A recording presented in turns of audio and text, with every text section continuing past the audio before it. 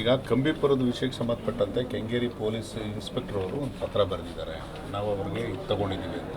ಅದರಲ್ಲಿ ಸಿರ್ಸ್ದಾರ್ಸ್ ಇದ್ದಾರೆ, revenue inspectors ಇದ್ದಾರೆ, ಸಂಬಂಧಪಟ್ಟ ವಿಲೇಜ್ ಅಕೌಂಟೆಂಟ್ಸ್ ಇದ್ದಾರೆ.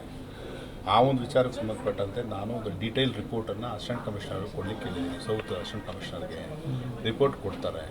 ಮತ್ತು ಅಲ್ಲಿ ಏನೇನು ಇಶ್ಯೂಸ್ ಇದೆ, ಯಾವುದಕ್ಕೋಸ್ಕರ ಆ ಥರ ಆಯಿತು ಅಂತ ನನಗಿರ್ತಕ್ಕಂಥ ಇನ್ಫಾರ್ಮೇಷನ್ ಅದರಲ್ಲಿ ಹೇಳಿರೋಂಥದ್ದು ಯಾವಾಗಲೂ ಹಿಂದೆ ವಂಶವೃಕ್ಷ ಕೊಟ್ಟಿರತಕ್ಕಂಥದ್ದು ರಾಂಗಾಗಿ ಕೊಟ್ಟಿದ್ದಾರೆ ಅಂತ ಒಂದು ಪಾಯಿಂಟ್ ಇದೆ.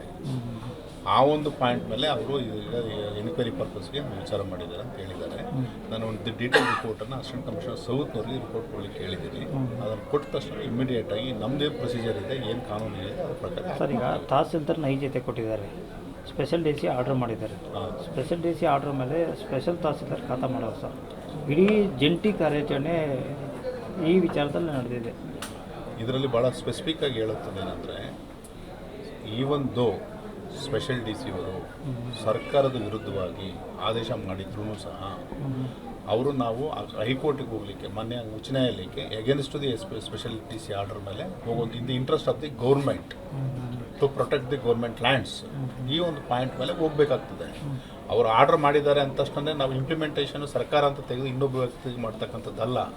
ನಮಗೆ ಪ್ರೈಮ ಫೇಸಿಯ ಏನು ಡಾಕ್ಯುಮೆಂಟ್ಸ್ ಇದೆ, ನಮ್ಮ ಸರ್ಕಾರದ ಉಳಿಸ್ಕೊಳ್ಳೋಂಥದ್ದಕ್ಕೆ ಆದ್ಯತೆ ಕೊಡ್ತಕ್ಕಂಥದ್ದು ಆಗಬೇಕು. That is A point. So ಆ ಒಂದು ನಿಟ್ಟಿನಲ್ಲಿ ಅವರು ಕೆಲಸ ಮಾಡ್ತಕ್ಕಂಥದ್ದು ಇರುತ್ತೆ. ನಾವು ಈಗ ಆಲ್ರೆಡಿ ಸರ್ಕಾರವನ್ನು ಇನ್ಸ್ಟ್ರಕ್ಷನ್ಸ್ ಕೊಟ್ಟಿದ್ದೀವಿ, ನಾವು ಇನ್ಸ್ಟ್ರಕ್ಷನ್ಸ್ ಕೊಟ್ಟಿದ್ದೇವೆ. ಏನಂತ ಹೇಳಿದ್ರೆ, ಸ್ಪೆಷಲ್ ಡಿ ಸಿಗಳು ಎಗೇನ್ಸ್ಟ್ ದಿ ಗೌರ್ಮೆಂಟ್ ಆರ್ಡರ್ ಏನಾದರೂ ಮಾಡಿದರೆ ಅಪೀಲ್ ಹೋಗಲಿಕ್ಕೆ ಇಮಿಡಿಯೇಟ್ ಟಾಪ್ ಪ್ರಯಾರಿಟಿ ಮೇಲೆ ಅಪೀಲ್ ಹೋಗಬೇಕು ಅಂತ ನಾವು ಹೇಳಿದ್ದೇವೆ. ಅರ್ಥ ಆಯ್ತಲ್ವಾ ತಮಗೆ? ಸ್ಪೆಷಲ್ ಡಿ ಸಿಗಾಗಲಿ, ಸ್ಪೆಷಲ್ ತಹಸೀಲ್ದಾರ್ಸ್ಗಾಗಲಿ, ಇನ್ನೊಬ್ಬ ರೆಗ್ಯುಲರ್ ತಹಸೀಲ್ದಾರ್ಸ್ಗಾಗಲಿ ಆ ಒಂದು ನಿಟ್ಟಿನಲ್ಲಿ ಅವ್ರು ಕೆಲಸ ಮಾಡ್ತಕ್ಕಂಥದ್ದು ಆಗಬೇಕು. ಪ್ರೈಮ ಫೇಸಿ ಏನಂತಂದರೆ, ಸರ್ಕಾರದ ಜಮೀನುಗಳನ್ನು ಸರ್ಕಾರ ಅಂತ ಉಳಿಸ್ಕೊಳ್ಳುವಂಥದ್ದಕ್ಕೆ ಒಂದು ಖಂಡಿತವಾಗ್ಲೂ ಮಾಡಬೇಕು. ಅದೇ ಇರುವಂಥದ್ದು ಟಾಪ್ ಪ್ರಯಾರಿಟಿ ಪಾಯಿಂಟ್ ಮೇಲೆ. ಅದನ್ನು ಬಿಟ್ಟು ಬೇರೆ ಮಾಡತಕ್ಕಂಥ ವಿಚಾರಗಳಲ್ಲ.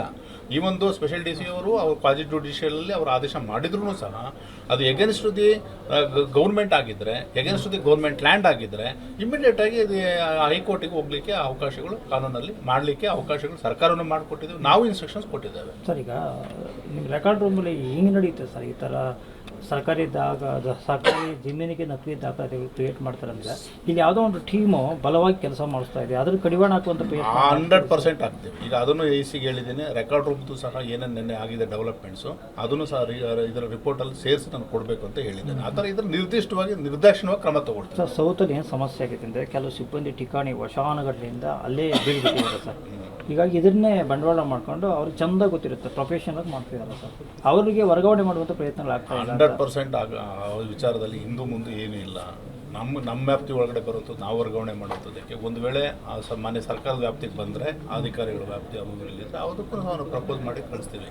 ರಿಪೋರ್ಟಲ್ಲಿ ಕೊಡಲಿಕ್ಕೆ ಹೇಳಿದ್ದೀನಿ, ವೆಯ್ಟ್ ಮಾಡ್ತಾ ಇದ್ದೀನಿ. ಅವ್ನು ವಿಲೇಜ್ ಅಕೌಂಟೆಂಟ್ ಇರಲಿ, RI ಇರಲಿ, DT ಇರಲಿ, ಯಾರಾದರೂ ಇರಲಿ.